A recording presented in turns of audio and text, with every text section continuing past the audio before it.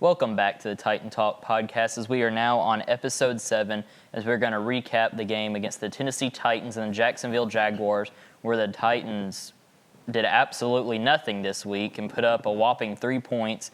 And we're going to go and give our preview against the Cleveland Browns and hopefully, and we might see Cam Ward against Shadur Sanders. So now let's jump over to that.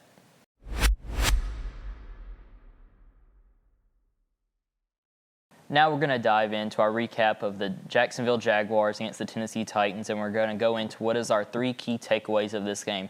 The first key takeaway we have is what happened. We go out there looking like an actual NFL team against the Seattle Seahawks, lose by 6 points to like a Super Bowl ready team, and then we go out against a team that barely would be in the playoffs this week, and they only put up 3 points. Well, if you look at what happened was the Titans had a great 3-and-out to start the game off on defensively. The Jacksonville Jaguars punted the ball away to us, Logan Cook's first punt of the game. And the Titans did a really solid drive, working down the field, pretty much penalty-free. They overcome some disasters. Cam Ward was making great throws. He was seeing the field. Tony Pollard was running for 10 yards a pop. Well, and then we settled for 3 once we got inside the red zone, which is a Titan tradition. And we got up 3-0. The Titans were winning this football game. It was over for the scoring, that is, for the Tennessee Titans, because the Jacksonville Jaguars ended up rattling off 25 straight, and it was over from halfway through the first quarter, Nate. Yeah, I think plenty of the issues in this game was the multiple penalties that we had this game, and then the multiple bad calls we had. Either that was officiating or coaching-wise, because, we had that play. We was 4th and 3, I think at the 15-yard line.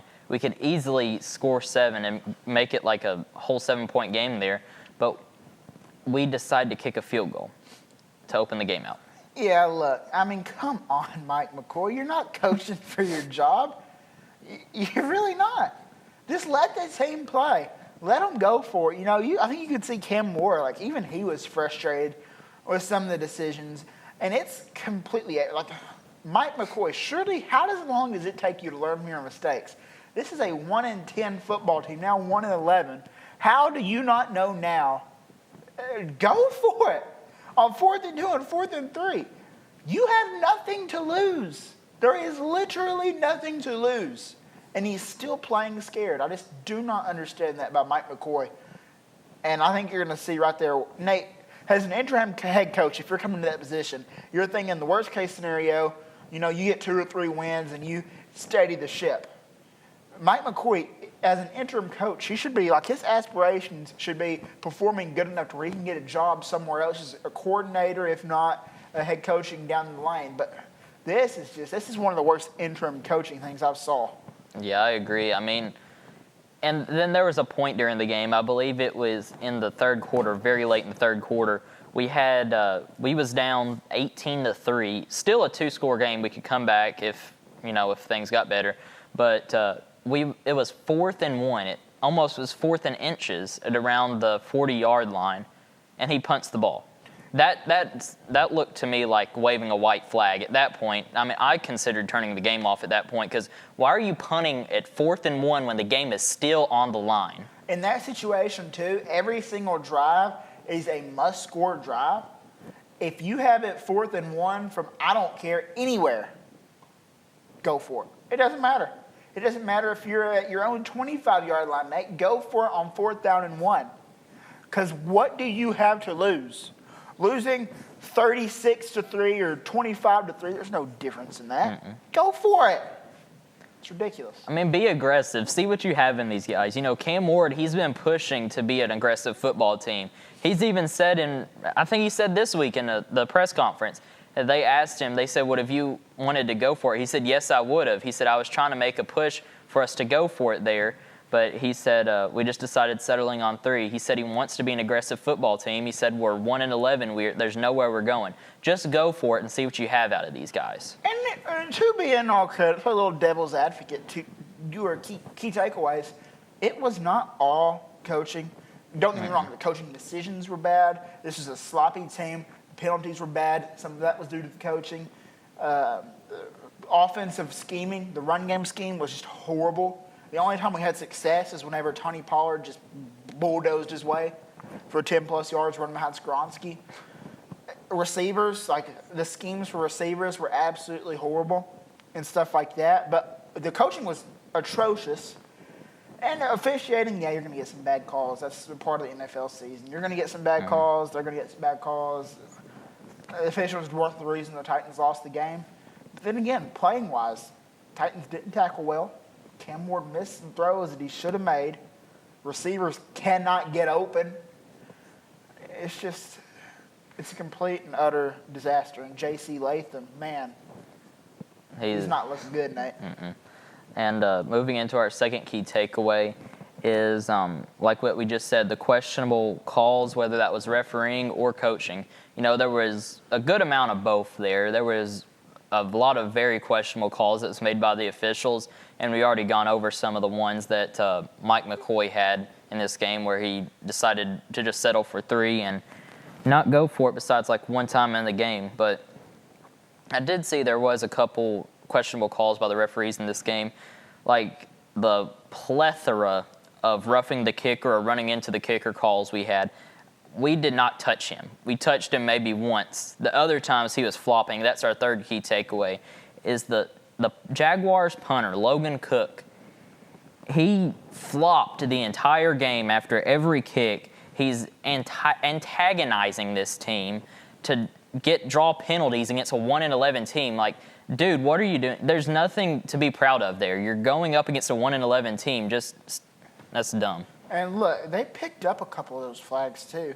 But here's the thing. If you're a player and you're realizing once you get close to the punter and he's gonna flop, that they're gonna throw the flag every single time, do not try and kill him once the ball's off. If you're a coach, instead of running punt block, run punt safe. Simple as that. I mean, these are easy fixes. You know what the referees are going to do. They did it the whole entire game. Those are the exact same flags. Whether you like the call or not, they were consistent in that matter. Yeah. Make an adjustment to it. That's the problem right now for the Titans. They don't make any adjustments, and they keep doing the same things, expecting different results. And it's just pathetic. The only call that I saw that I really disagreed with was, of course, the couple of the flop calls, but that's hard for an official to see. Also, the roughing the passer call. Oh, yeah. I didn't like that roughing the passer call. It was a bang play. I feel like the ref felt like he had to throw a flag because of scuffle on the sideline. I didn't like that call.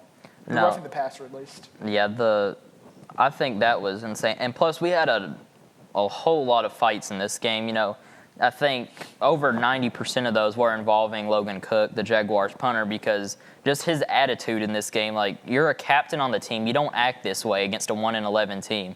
You don't go out there and do that every single play. And what I think happened was that first roughing the kicker, or missed, I guess you would say, but not really missed, where Mike Brown came over the middle and he had his back turned towards Cook. And I think Cook maybe fell into his back kind of, and he fell down. But there wasn't a call. There wasn't a penalty on that. And they showed Logan Cook on the sideline immediately after, pacing back and forth because he was frustrated. Next play over, he punts the ball, and as he's pulling his leg down, he lands his leg on a player, and he just jumps backwards and acts like he was knocked over by Jeffrey Simmons. And if you see that, then 7 seconds after he's writhing in pain, you think they have to bring the car down to save him. He immediately gets up and goes to get in the scuffle and stuff like that. Yeah, we're going to now move into our next segment, which we are going to give our picks for Titan of the Week. We had a bunch of impressive performances this week against the Jaguars, and we're going to get our picks now. Now moving into Titan of the Week, as we're going to give our picks for Titan of the Week, and let's start with you, Luke. My Titan of the Week, there's not a lot good here to pick from. Quite frankly, I don't know if there's any Titan that deserves the Titan of the Week this week, but I think there is a guy who has consistently performed well, even though this team and his defense hasn't. And that guy is Cedric Gray. Looking at the stat sheet, he has 1 pass deflection, 9 total tackles, 7 of which are solo tackles. But that man was out there on an island tackling by himself. He's still in the top 5 NFL leading tacklers. He's a great tackler, and he's one of the few pieces the Titans can build around this offseason. I agree. He had a decent game this week. Like you said, there's not really much you can say is there's one standout player. There really isn't. That's why my Titan of the week is our kicker, Joey Sly. He went 1 for 1, scored us the only points of the game. I just got to applaud him for giving us points this week. Yeah, I mean, seriously, Joey Sly, I thought he was going to have a pretty rough season the way it started out for him, but he's really sort of steadied the ship. He's been a good kicker for us so far this season. And, yeah, he was one of the few guys on this team, like you said, didn't perform atrocious. You know, him, Skoronski, Cedric Gray, maybe Gunnar Helm, Chig Okonkwo. Other than that, this was a rough performance, all things considered, for the Tennessee Titans. Well, I mean, he did have one chance to play in this game, and I mean, he did succeed, but there's not really much you can fail on there. Yeah, and so sad. Yeah, now we're going to move into our next segment, as we are going to go in this week's discussion post, as we are going to talk about what is one player you would bring back to this current team to help it out. And we're going to dive into your comments and thoughts right now. Now we are going to dive into this discussion post for this week, and we're going to start off with your comments right now. First comment, we have Arlen_615. He said, I wouldn't subject any of them to this disaster. Yeah, so the question was what? What Titan would you love to have back on this roster right now in 2025? I mean, where do we even start to pick from? But, yeah, I can't blame them. I don't think any guys would want to be playing on this 2025 Titan roster right now. It's kind of like they, fled Guantanamo Bay. Yeah, it's sad to watch on Sundays now. Next comment, we have the Titans rundown. He said, I love Derek, but it's got to be A.J. Brown. That's not a bad pick. I mean, I think he's decently happy in Philadelphia right now, but it wouldn't hurt to see him back on the team. I don't know if he's decently happy in Philadelphia right now. I mean, I'll admit it. A.J. Brown is a complete diva wide receiver. Yeah. But, man, I just wish he was that diva wide receiver on the Tennessee Titans. He is so much better than any guy that we've had since A.J. Brown left. I just think wide receiver 1, Calvin Ridley, wide receiver 1, A.J. Brown. That's the difference in those two guys. I would love A.J. Brown to come back to Tennessee. Yeah, I agree. Our next comment, we have Titans_fanpage4. He said A.J. Brown.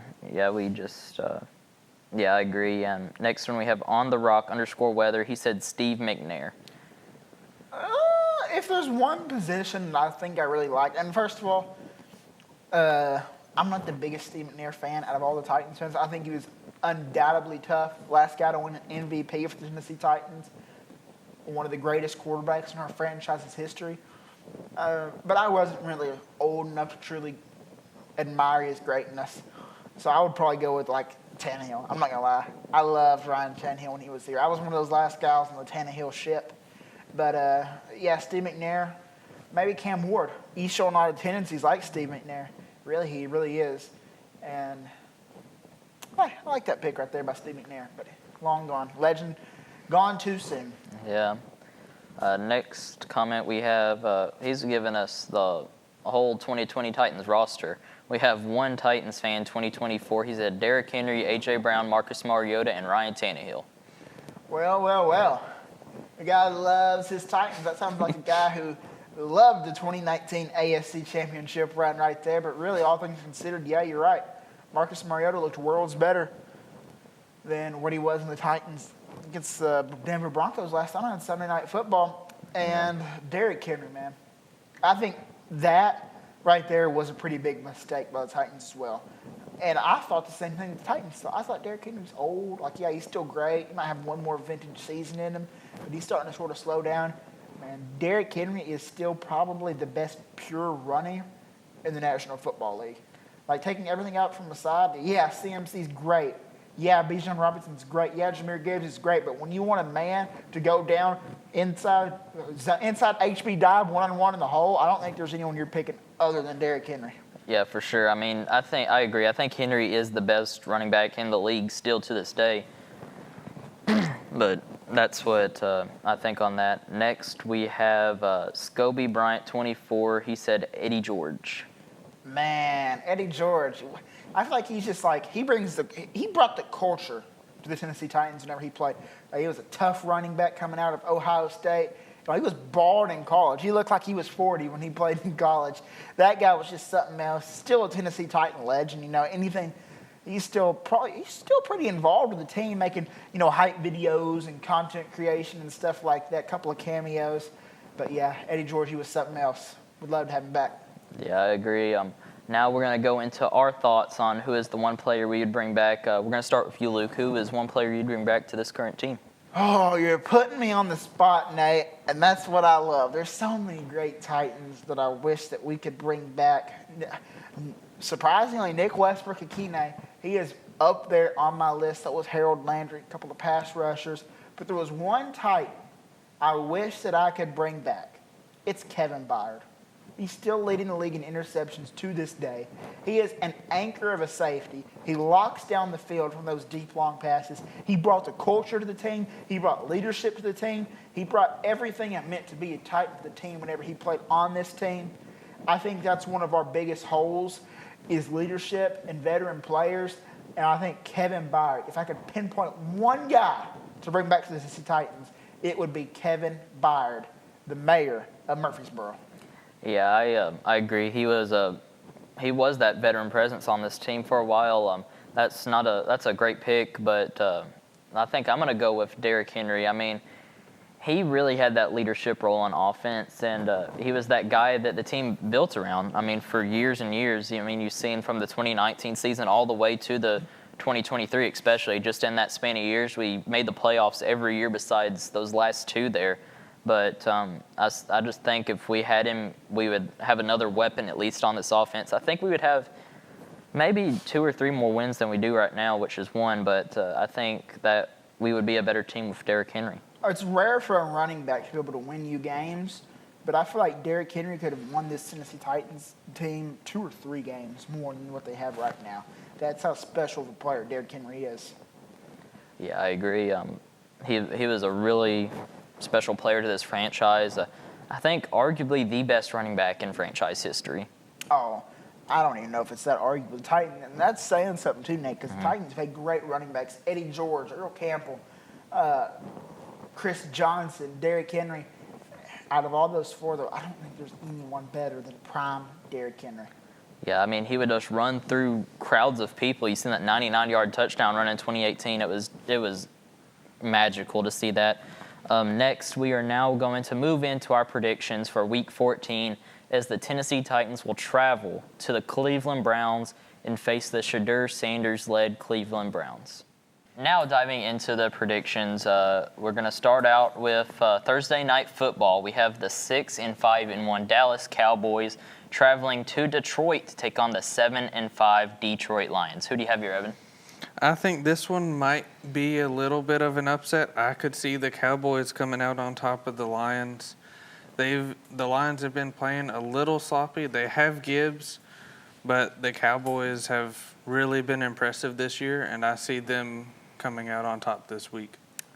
I think I'm going to go with – this is a tough game to predict, honestly. I'm going to say the Cowboys win. I think the Cowboys will keep their track going forward towards the playoffs. I think the Lions don't look as good as they did last year, especially losing their offensive coordinator and Ben Johnson, but I got the Cowboys here. Lions don't look good as they did last year. This is a huge playoff game. I think the loser of this game pretty much is almost eliminated. Like, realistically, is not going to make the playoffs. It's a tough game to pick. Give me Detroit. Yeah, moving into the next game, starting off with the Sunday games, we have the 5-7 Miami Dolphins traveling to the 3-9 New York Jets. I have the Jets coming out on top on this one. I think that this is going to be a tough game to watch. Both teams aren't that good. The Dolphins have lost Tyreek Hill this season, and their only redeeming factor is A-Chain. But even with him, I just see the Jets coming off of this past win and going and clobbering the Dolphins. I'm going to disagree. I think the Dolphins get the win here. I think just heavily relying on that running game, I just got the Dolphins. Fans have won 3 in a row, 4 out of their last 5. They're actually looking pretty good. Mike McDaniel's coaching for his job, giving the Dolphins to keep the winning streak alive. Moving into our next game, we have the 6-6 Pittsburgh Steelers traveling to the 6-6 Baltimore Ravens. I have the Steelers coming out on top on this one. The Ravens have been pitiful this year and just don't really utilize Derrick Henry the way that they should. Just every week after week. It seems like lately they've added him a little bit more, but I see the Steelers defense just completely covering. I'm going to disagree. I think I have the Ravens here. They're really in need of that bounce back game, and I think it does come here. The Steelers didn't look the greatest a couple days or yesterday against their game against the Buffalo Bills. I'm going to go with the Ravens. This is once again another extremely tough game to pick with huge playoff implications. Whoever wins this is in the driver's seat of the AFC North. Give me Pittsburgh. Moving into our next game, we have the 2-10 New Orleans Saints traveling to the 7-5 Tampa Bay Buccaneers. I have the Buccaneers absolutely destroying the Saints in this game. This will be an easy one this week. I have the Buccaneers as well. Pressure's on the Bucs now. The Panthers have really put the pressure on them. Whoever wins, whoever's the playoff spot from that division is going to come through the division. And give me the Buccaneers to stay on top of it right now. Next game we have for the top spot in the AFC South. We have the 8-4 Indianapolis Colts traveling to the 8-4 Jacksonville Jaguars. I have the Colts just clobbering the Jaguars. It's no other way about it this week. I'm going to disagree with you there. I have the Jaguars getting the win here. They've been on a hot streak as of late, getting a couple wins, especially after that huge win over the Los Angeles Chargers at home. This one's going to be at home as well, and Indy does not play well in Jacksonville, so I'm going to go with the Jaguars. Ah, man, the Colts, they're just such a sound team. They don't make mistakes. Still, the games they're losing is just because the teams are playing just great against them. Give me the Colts. Next game, we have the 3-9 Washington Commanders traveling to the 4-8 Minnesota Vikings. I have the Vikings coming out on top this game. I think this will be an interesting one to watch because I could see it going either way, but I see them just coming out slightly on top, especially if they do start their backup quarterback. I got the Commanders here. The Vikings have looked pitiful as of late, especially with their two very much backup quarterbacks. I think they have Justin Jefferson as quarterback 3 on their team. Their team is very much in need of a quarterback. Even if their starter does play, and J.J. McCarthy, they're not going to win this game. I have the Commanders coming out on top with Mariota. It's so hard to win the NFL without a quarterback. Nate said it. Give me the Commanders. Next game, we have the 9-3 top 5 team in the Seattle Seahawks traveling to the 4-8 Atlanta Falcons.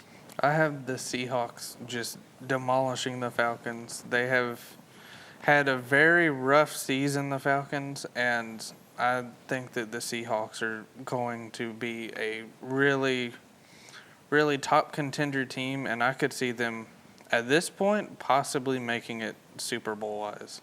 I agree. I have the Seahawks getting a win here. Super Bowl-wise, everyone's dark horse is the Seahawks, and really, I'm starting to think that they do have the legs if Sam Darnold can still play at the level he's playing right now. Give me the Hawks to get their 10th win of the season.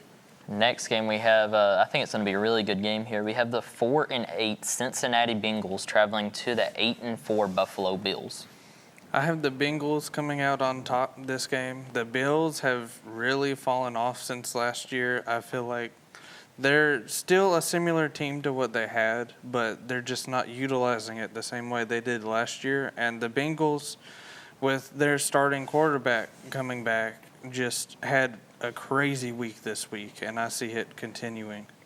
I agree. I'm going to go for the upset here. I got the Bengals with Joe Burrow coming back after their demolishing win over the Baltimore Ravens, and I think they are going to continue to try to make a push for the playoffs and try to win their division. Joe Burrow, the king of the jungle. If he wants to get in the playoffs, he has to pretty much win out at this point in the season. Whew, it's going to be a tough one. But give me Joe Burrow and give me the Bengals. We're clean sweeping against the Bills here, boys. That's pretty rare.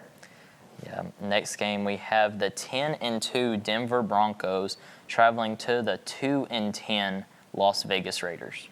This one is definitely going to be the Broncos. I don't think there's any circumstance that the Raiders could have that they possibly come out and beat the Broncos. I agree, especially when you have Geno Smith playing against that top Denver defense. There's no way Denver loses this game. You guys remember when these two teams played a couple of weeks ago on Thursday Night Football? Yeah, me neither. Yeah. Give me the Broncos. Next game, we have the king of the NFC currently, which is crazy to hear saying that. The 9-3 Chicago Bears in the number 1 spot, taking on and traveling to the 8-3-1 Green Bay Packers. I see the Bears coming out on top ever so slightly. I can't believe that this is that hard of a game to pick. Both teams were awful last year, and then this year have really picked up the pace. O'Dune's on the Bears he's been insane, and I could see him doing really good this week. I agree. I got the Bears here. I think they have really surprised a lot of people this year, and I think they will take a pretty comfortable lead here in the NFC North and get a win over a not so amazing Green Bay team. I disagree with both of you here. The Packers are a good football team playing at home in Lambeau in December. It's magical up there. Give me the Packers. Packers still on the Bears, by the way. We'll see on Sunday on that. Moving into the next game, we have the 9-3 Los Angeles Rams traveling to the 3-9 Arizona Cardinals. I have the Rams just demolishing the Cardinals in this game. I think that the Cardinals have gotten really sloppy, and ever since that loss to the Titans, it seems like they just don't know what to do. They had a solid start and have fallen off since then. I agree. I mean, you can't really just bypass this game, though, because the Rams did lose to the Panthers last week. There has to be some consideration there, but I think the Rams get the win here, but I think it'll be a maybe 2-score game. I think the Panthers are the most disrespected team in the NFL. They're 7-6. The Panthers are not a horrible football team. The Rams overlooked them, and they paid the price for it. But this is an NFC West divisional matchup, a must-win for the Rams if they want to keep their hat in the ring as far as the division goes. Give me the Rams. Sean McVay, who's the best coach in football, to get this one done. I agree. Moving into Sunday Night Football, we have the 7-5 Houston Texans traveling to the 6-6 Kansas City Chiefs. I have the Texans coming and destroying the Chiefs. I don't know what has happened to them lately, but with Rashid Rice and Patrick Mahomes, I don't see how they are losing these games.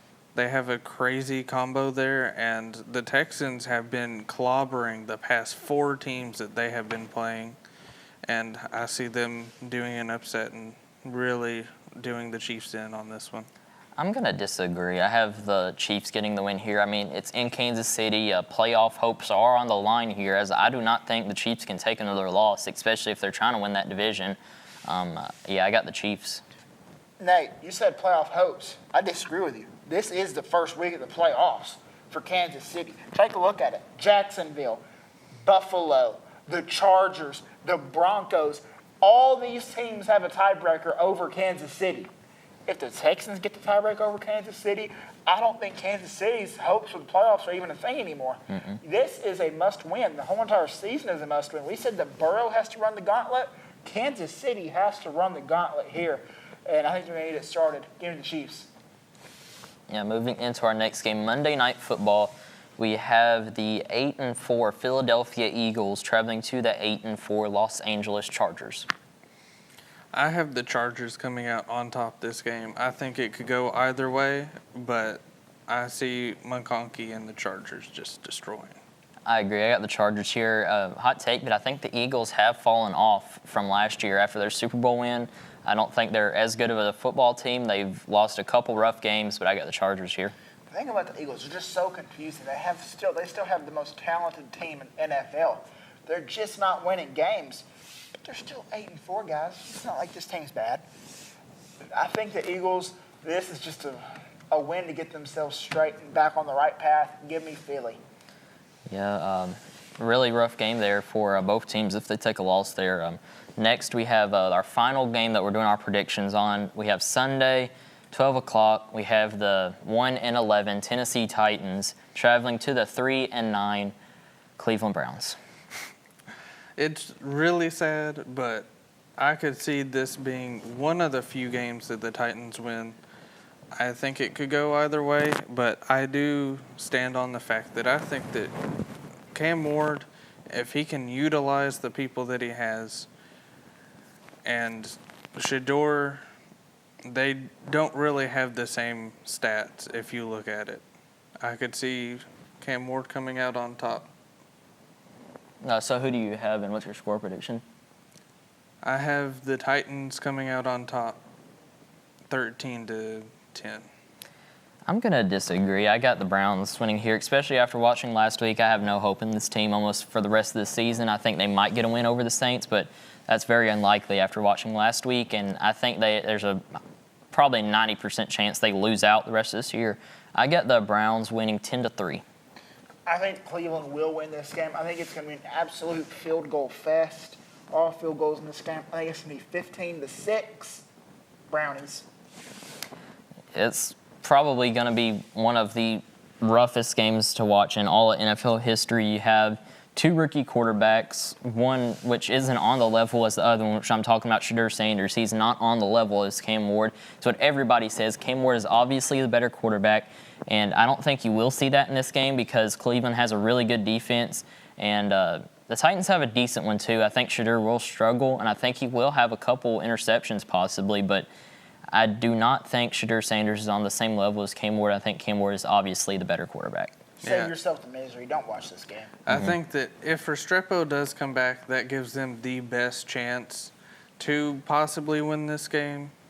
And from his injury, it doesn't look too bad from what people were saying. He did hobble out of the locker room ever so slightly with his shoe off, but if he comes back, I could see the chemistry really coming back together.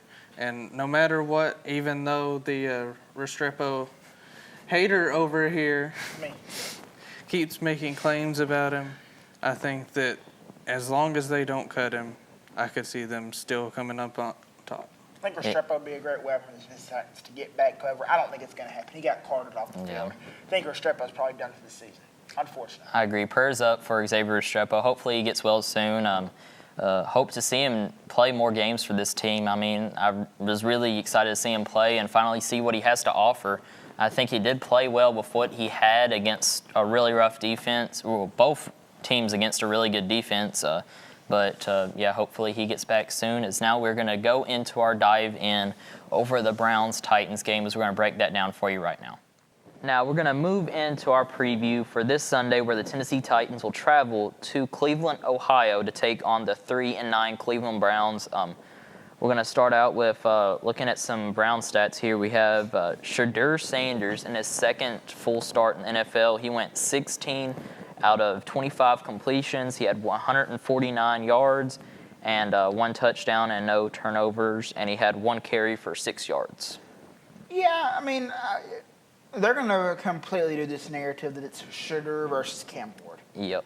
That's not what it is. I would say that Shedeur Sanders honestly probably has a better situation than Cam Ward does, even though both people have a horrible situation.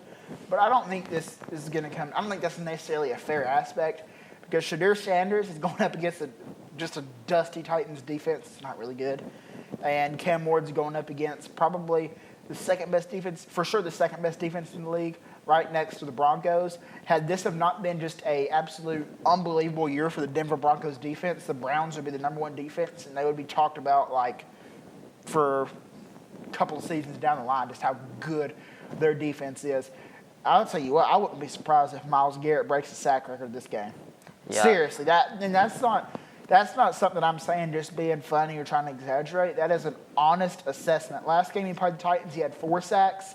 He just completely wrecked the game. The Browns shut us out in the first half. We didn't even get a point. Didn't even get a play over the 50-yard line until the fourth quarter. I could easily see that happen again. Just the Browns' defense is so good, and it is just such a mismatch. Cam Ward's, you need to say a prayer for that man.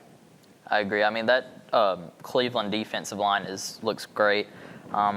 Some other stats, Quinshad Judkins had 91 yards. Their leading receiver last week was Harold Fanon Jr., their tight end, with 43 yards and a touchdown. But they had 3 fumbles as well. Actually, 4 fumbles. That's shocking to hear. But, turnovers happen in the NFL. Just like the Titans, I expect to have plenty this week against the Browns. I think hot take, I think Mike McCoy's already lost this locker room. I think they're looking forward to next season. All the players and personnel in the front office, I think the team is very much looking forward to next season. Yeah, I think you're absolutely right. I think it's just a bypass game. It's sad. This should feel like a competitive game because the Browns are not a good team whatsoever. But the Titans, Nate, they're just in the conversation for the worst team of all time. And they're going to win more games than what? The 0-16 Browns and 0-16 Lions. But they're just still in that conversation for worst teams of all time. Man. And I would say next week's going to be a rough game to watch. There's been entertaining moments during the season. Like Against the the Seahawks Seahawks game, the Texans game got interesting toward the end of it. I don't know that this game is going to be entertaining. I don't know if this game's going to neither one of these teams ever go over 20 points, really. So this might be I don't know what the over-under set at, but I can tell you what, you should hammer the under no matter what it is because I don't think either one of these teams are going to score a lot of points. And like I said earlier in the predictions, I think the Browns are going to win this game. I think it'll be a really low-scoring game. I think it won't be many points at all. I think the tail of the game will just be basically off of which defense played better. But yeah, that's all I have to say about this game. I think the game will start off slow. And I think as it goes farther and farther, maybe even after halftime, it's just going to be that the Browns have better players, the Browns are better coached, and the Browns are better equipped to win this game. I think they're going to sort of start to pull away toward the end. And I just hope the Titans score a point, honestly. I agree. I mean, we had a field goal last week. Wouldn't be surprised if we only score a field goal this week. Could very well be a shutout game, maybe 3-0, but who knows? Only time will tell on Sunday. But I do want to thank you all for watching episode 7 of the Titan Talk podcast. You can catch us back here next week for episode 8 as we will be diving into the game of the Tennessee Titans against the San Francisco 49ers. See y'all next week.